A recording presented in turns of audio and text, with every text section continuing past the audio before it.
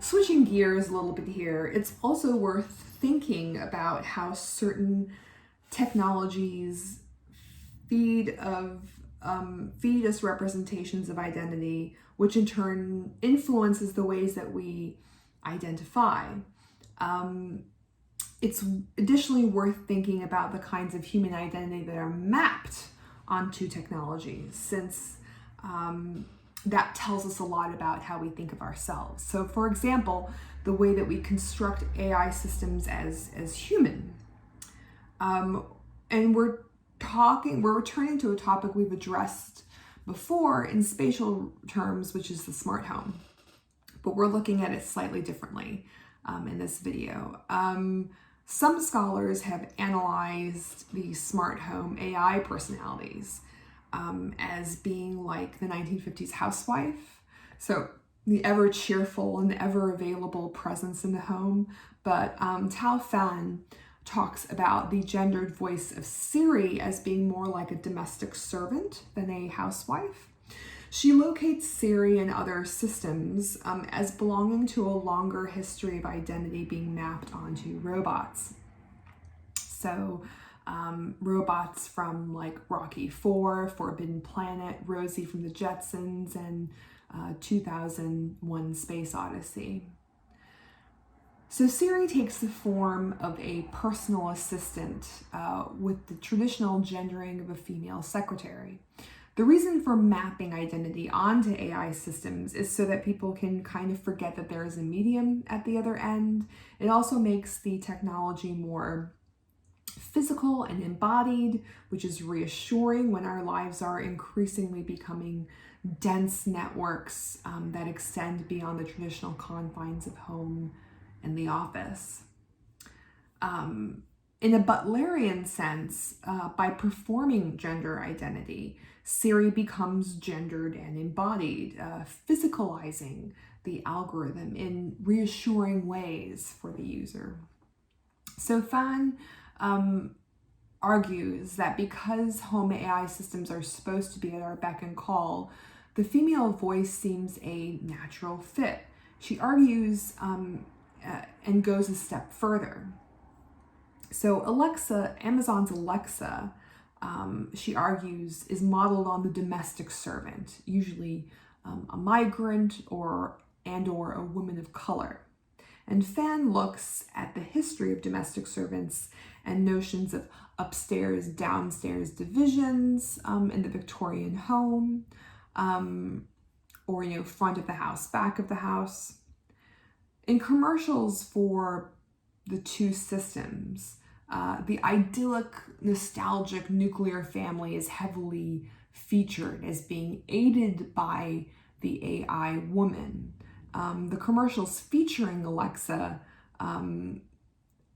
feature her as being on the periphery of family events, and this is very much similar to how the domestic servant was depicted historically. So in the two videos I've given you, one is sort of a 5-minute advertisement of Alexa that sort of illustrates this sort of peripheral presence in family events. And the second is a video from an old movie called It's a Wonderful Life, directed by Frank Capra, who and it's a very short scene. It's a dinner scene in which the Black domestic servant is sort of hovering over family conversation, and she gets called out for sort of eavesdropping because she's not enough at the periphery. So oddly, the fears around domestic service coincide with traditional fears around domestic service, as like these sort of maids eavesdropping into family conversations, coincide with similar fears around new media technologies in the home. So earlier there were pronounced fears of domestic servants eavesdropping and stealing from employers.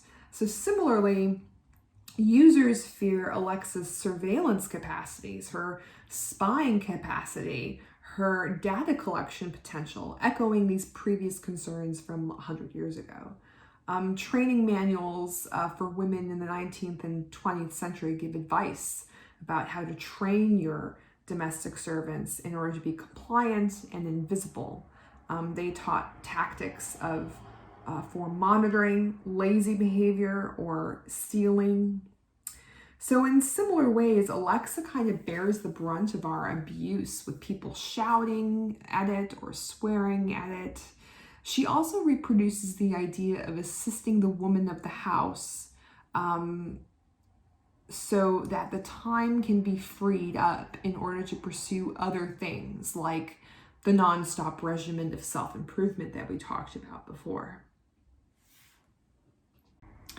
Another example of Alexa's sort of gendering and identity sort of formation is the last video I shared with you, which is premised on Alexa losing her voice, and she is, because of that, they're celebrities who are brought in to substitute for her for a period of time, and again the idea that she loses her voice is sort of reassuring everyone that she is embodied in some strange way, in the way that echoes other kind of things that we've discussed about how gendering the sort of AI system allows us to kind of give it a physicalization or a physical presence that is reassuring. So all these people are brought in to substitute, and they kind of fail to substitute for her. So Cardi B is another. Again, she appears for the second time this week. Cardi B is one of the celebrity substitutes, and her racial identity and sort of blackness is depicted as being a little overwhelming and too much for a white affluent household, which I think is interesting. And Anthony Hopkins is another celebrity who's asked to kind of substitute in for Alexa, and he's kind of depicted as being a little bit too eccentric for the average household. So it's interesting how the commercial kind of reinscribes the fact that Alexa's sort of presence and identity should be that of the domestic servant. It should be peripheral, invisible, unobtrusive, and sort of neutral. The identities we map onto media technologies have these complications and fears baked into them. There's a reason why we map certain identities onto AI systems, for cultural and historical reasons, which reproduce the same class and gendered biases. Alexa does, however, have the advantage of being non-raced, but Fan argues that this whitewashes the history of domestic service in problematic ways. So how to apply all of this to your project this week? We've covered basic theories of identity and what identity is. We've covered how we express it in social circles and contexts, and then we've covered how it is expressed on social media and how architectures of social media inform that expression. And then we covered how gender identities are mapped onto media devices. So applying the last idea is pretty obvious. Do you want your project to have an identity, gender identity mapped onto it? Do you want it to have a voice, and what gendered identity might it be? The other two are a bit more challenging. You might design your device to respond to a certain type of identity representation. So I know a lot of you in discussion have voiced concerns about the representation of women online. So do you want your project to respond to this idea in some way?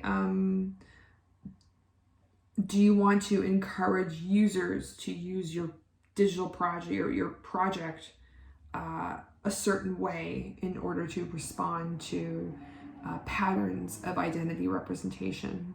Do you want it to encourage code switching or discourage code switching? Or do you want it to bring code switching to the surface as an issue. All of these are kind of possibilities for how you might incorporate ideas of identity into your projects.